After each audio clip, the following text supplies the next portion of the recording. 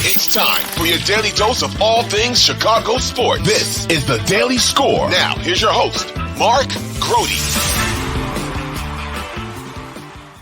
Hi there. You know what? The Cubs are allowed to stumble every once in a while, but somebody needs to tell Drew Smyly that there's a party going on with the Cubs and that he's been invited to the party, but it seems as if he hasn't brought anything to the party.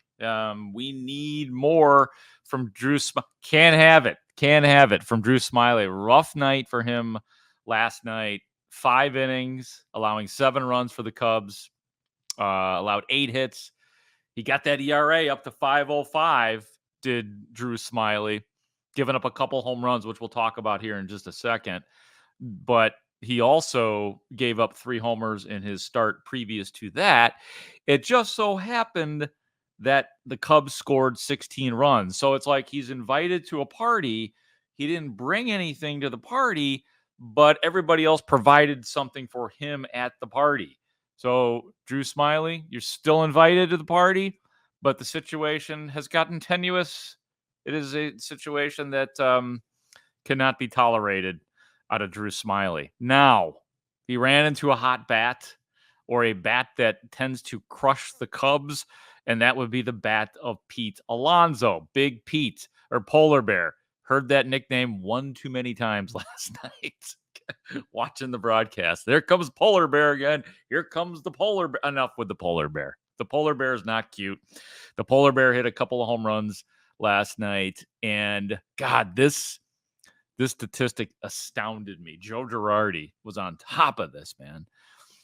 And I literally had to rewind. I rewinded the TV 3 times to make sure I heard this correctly. I suppose I probably could have gotten on the computer, but I preferred to rewind, so I did. Pete Alonso, per Joe Girardi, 13 of his 21 hits against the Cubs are home runs. Unbelievable. 13 of the 20. He hits home runs against the Cubs. So I guess if you're Drew Smyly, you can take some solace in that. But, you know, like I said, you got to bring something, you know, like a simple dip, something simple, something mayonnaise based. You know, you don't have to go crazy here. Maybe a buffalo dip, buffalo cheese dip of something like that. So Smyly going to have to kick it up a notch. Then I started jotting down names in my head of Cubs killers. The Mark Grote brain test, just going back through years of watching the Cubs, covering the Cubs, doing pre and post for the Cubs. Paul Goldschmidt comes to mind, Cubs killer. From my childhood, Mike Schmidt, I am pretty sure. Now, this one I would have to look up, but I think Mike Schmidt homered every time he batted at Wrigley Field. That guy was devastating at Wrigley Field. He made a fool of Wrigley Field. So Mike Schmidt's on the list. Bunch of White Sox, too. Jose Abreu, for sure. Doesn't get hits against the Cubs. Eloy Jimenez is a blossoming, he's a Cubs killer. The ex-Cub. Carlos Lee, El Caballo, definitely a Cubs killer, I think, with the White Sox and with the Milwaukee Brewers. And then the other guy that I mentioned, and if I'm leaving anybody out, Ray Diaz, our executive producer, feel free to pop on. But the last guy, and this might be a history lesson for some of our younger listeners, and that is Andre Dawson.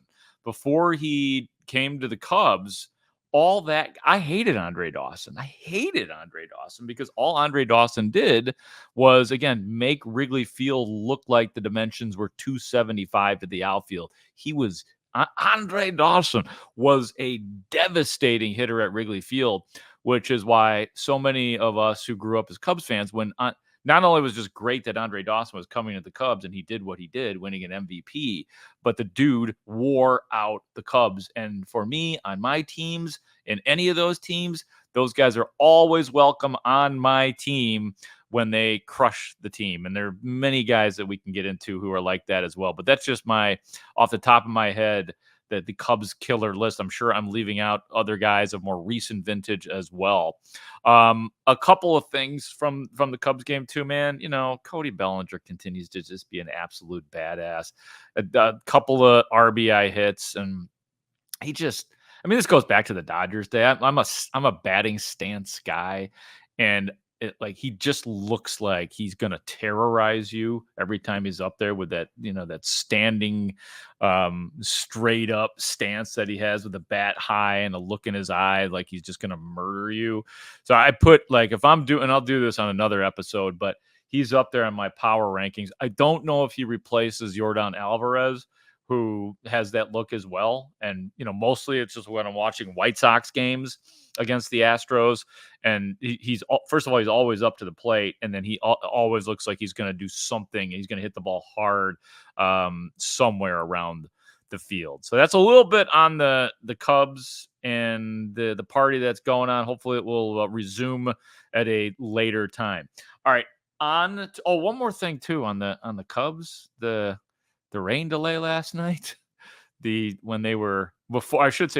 the rain delay started, when they were working fastidiously and trying to get the mound right for Kodai Senga, the pitcher for the Mets.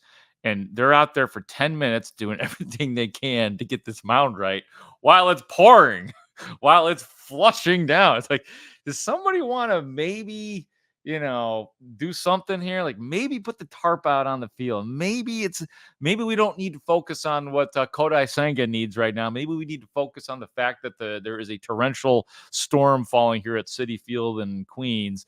Let's get the tarp on the field, which they did it eventually. And apparently they started put it out there backwards as well. So it was quite the spectacle for about 10 minutes before they actually put the tarp on the field and went through with the rain delay. I kind of appreciated that they were trying their damnedest to not have a rain delay, clearly, but they needed a rain delay, and they eventually got the rain delay. All right, let's get on to the White Sox and everything that is Tim Anderson and the Sox right now. Head first slide, safe, and in to score is Jimenez. And another hustle double. Right over the bag at first. Now Jose and Anderson square off. They're fighting. They're swinging. Down goes Anderson. Down goes Anderson. Ramirez went in with a head first slide. Jose never gets upset about anything. They came up chewing. Anderson squared off. Jose decked him. In the words of Roy D. Mercer, hey, it's a square off place. Time for an ass whooping. By the way, the White Sox, as we're recording this podcast, the White Sox have beaten the Yankees 5-1. How about that? Tom Hamilton with the call on Guardians radio of the Jose Ramirez punch that got Tim Anderson in the right place or the wrong place because the man went down. I got to tell you, my favorite part of the whole thing was watching the second base umpire, who was trying to get in between, doing his damnedest to break up the fight, but then just kind of gave up. Tim was kind of pushing him a little bit, nothing crazy, but the ump's like, you know what? Screw it. I'm out of it. You guys want to square off? Go ahead and square off. It actually reminded me of an experience that I had a couple of years ago in the city of Chicago, where we are in recording this podcast. I was on, I think it was on State and Lake.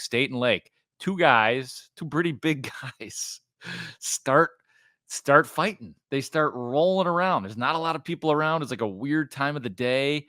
And there's me. I'm walking up and I'm like, oh God, do I try to break this thing up? And I'm like, I'm not going to break this up. But I started yelling at the guys. I'm like, stop it. Cut it out. Break it up. And neither is listening to me in any way, shape, or form. I'm just like, stop it. Cars are honking. I'm like, I'm not going to get in between this thing. And then eventually they stop rolling around on the ground. They get up. They start running. The other guy chases them. I felt I did my job. But, and by the way, yelling at two grown men when they're fighting doesn't work either. It reminded me, too, of Jalen Johnson of the Chicago Bears talking about the Chase Claypool fight that occurred in training camp the other day with Eddie Jackson. And he was asked, were you trying to break up that fight? Here's Jalen. One thing I know, you don't pull a grown man when he getting into it. So, I mean, kind of just trying to get him off the field more so than de-escalate the situation. I feel like at the end of the day, they were starting to drill, and I mean, we just got to get off the field. But I know I'm definitely not one to get in between two grown men. See, and you can't maybe yell. Like I said, I yell, "Hey, cut it out!" Nope, cut it out doesn't work either. All right, let's get a little bit serious here in terms of we got some audio we're going to play here on the White Sox in terms of some of the stuff that has been said in the wake of all of this. First of all, is it possible? I brought this up to one of my White Sox fan friends. Is it possible that with Pedro Grifol, we are dealing with a potential Terry Bevington situation where, in other words, you think like as a baseball lifer, like there'd be some competence in dealing with situations like this, but not really. First of all, Pedro Grifol would barely comment the night that it happened. And like, I'm not going to comment on that. What do you mean you're not going to comment on that? Your one of your players just got decked. One of your most important players historically just got into a fight, and you're basically Pedro Grifol was not going to comment on. Was not well trained for that situation. And then when reporters asked him, did Tim Anderson go through concussion protocol? No comment. No, we're not going to talk about that. What do you mean you're not going to talk about that? As it turns out, he was tested for concussion and did not have a concussion as Tim Anderson played in the game tonight. So what a weird thing. I mean, I know I'm used to it with football coach, but even football coaches will tell you when a guy is in concussion protocol or it was tested for a concussion, it's not something you need to keep secret. Somebody help this guy out. Jesus. Pedro Grifol. All right, let's get to some of the audio here. And I want to start with this. I don't know if you guys heard, but Keynan Middleton, the ex-White Sox reliever, now a reliever for the New York Yankees, went on the record with Jesse Rogers and was questioning a lot of things about White Sox culture. And Rick Hahn, the general manager of the White Sox, responded and went through each and every one of those items here in this soundbite. As for the content of the report, unfortunately, I mentioned to you a few weeks ago that there's going to probably be some palace intrigue around here, and you had to be careful about sourcing and what kind of information was out there and who was saying what and not getting both sides. As for the specifics he laid out there, I'll go one by them and explain why each of them were off.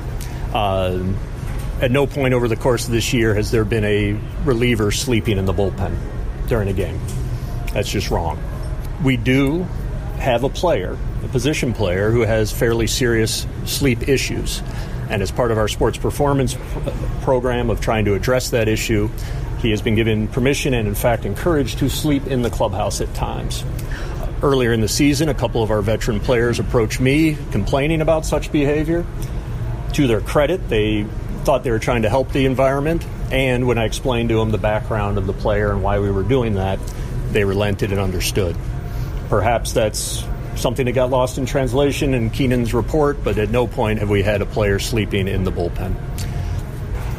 Young player missed infield practice, and there were no repercussions. We did have a young player miss infield practice, and for the next 3 days he was out there doing infield practice as extra work, as a means of breaking through and holding him accountable for missing the practice and showing the importance of being there. The meeting in Toronto where only pitchers spoke. It's not true. Andrew Benintendi spoke during that meeting. It was, again, something that's supposed to stay in the clubhouse, but once you open the door and subject us to criticism, we're going to be a little more candid about it. So, again, no one in this organization for the last several weeks has run from the fact that we've had cultural issues and we need to improve the leadership in that room. We're going to continue to strive to get better in that area. But one thing we're not going to do is stand idly by while false reports are put out there about the character of the men that remain in that room. Man, as I'm listening to that, and I will say, again, it's general manager Rick Hahn of the White Sox. He did a pretty good job of going through those, and I don't know if debunking is the right word, and we're going to hear from Middleton in just a second. but he did a pretty good job, well researched. And, I don't know if this is he said, she said stuff at this point. He said. But the thing that I was thinking was, can you imagine, like, you've been hibernating through the Sox season, you wake up, you don't know what has happened, and then you hear that one quote. Like, you've heard nothing about the White Sox this year, but you're like, oh man, did the core finally get together? Did the Sox get their asses in gear? Are they going to the playoffs? And then you get this quote. At no point have we had a player sleeping in the bullpen. That's what the Sox are answering to right now. Was there a guy? We hear you got a guy sleeping in the bullpen. We understand that that's the case. Yes. At no point have we ever had a player sleeping in the bullpen. That's where we are with the White Sox. And that cracks me up, man. It cracks me up. Keynan Middleton. Okay, let me get to him. Let's see what we got. Let me see what we got here. Okay, here is Middleton. You just heard Rick Hahn going item for item, and in his eyes debunking things that Middleton said. But Middleton, hear him, stands by what he said. I said what I said, and I stand on that. I believe that there's a right way to go about business and to do that, but I honestly don't want to comment any more on it. I said what I said, and I really truly feel that with my heart. Right now, my sole focus is being a Yankee and my future being a Yankee moving forward and making the playoffs and all these things, and that's really where my focus is at right now. I don't really want to touch on anything else.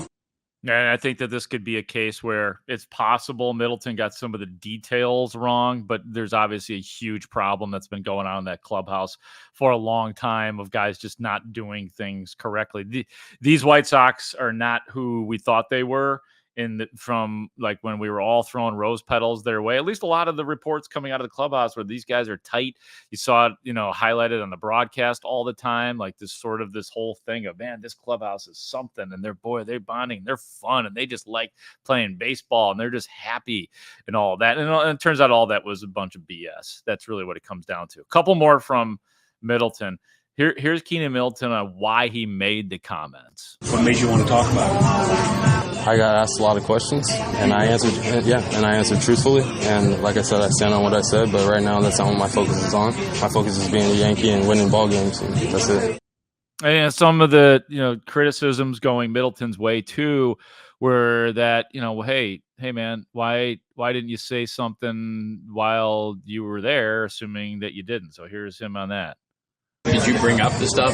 You talked about the lack of accountability. Did you talk to people in charge during the course of your tenure there? I think a lot of it was addressed, but I didn't know how to go about it. I wasn't really in a comfortable position. I was a minor league sign, came up, and I was on a 45-day clause where they could send me back to AAA. I wasn't in a position where I could stand up with my back fully straight and not worry about the consequences that would fall back on me. Yeah, that makes sense. That makes a lot of sense. Yeah, I mean, guy like that, and it's understandable. He does not have a voice. He's not earned a voice in that locker room, even if he's a veteran, whatever the case may be.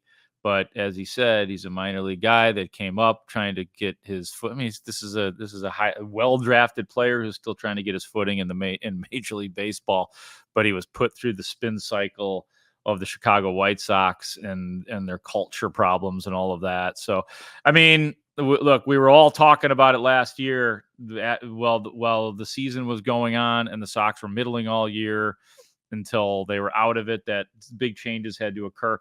Big changes didn't happen. And now if big changes don't happen, that there's just absolutely no excuse. So that's where we are on the Cubs and the White Sox. And, the Bears be back at it. Man, the Bears have a game this Saturday noon against the Tennessee Titans. I'll be there like I always am. So, and I'm trying to think, and then next week, I'm going to Indianapolis because the Bears and the Colts will have a joint practice. Both of them are going to be under the lights, like 6:00 practices in Indy, which would make, I think, 5:00 here. But that's sick. The night practices are always fun. They're always juiced up, and I assume that there will be fans there as well. So I'll be talking to you from all over the place. I hope you guys are having a great day so far. For Ray Diaz, our executive producer, I'm Mark Grote. Have a wonderful rest of your day.